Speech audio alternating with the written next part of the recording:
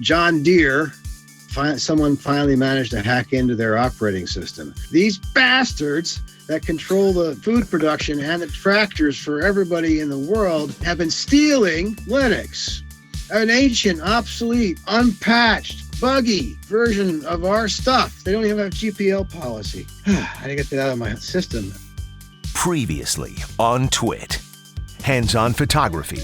Today I'm in the lab because I want to talk about product photography. Today's episode, I'm just going to work with a particular product that you can do it with anything. It just needs to be some type of product of a brand that you recognize and just go from there.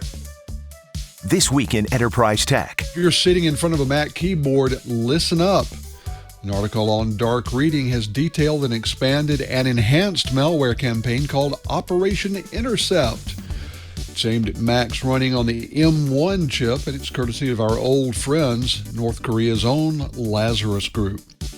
This week in Google. Amazon and Nielsen, this is interesting, have made a deal to get ratings for Thursday Night Football. Nielsen will primarily measure Amazon viewers on TV sets. The very fact that they use the phrase TV sets sounds like the 50s. Could you touch those great Amazon rabbit ears we got on that TV? TWiT. Is it UHF or VHF?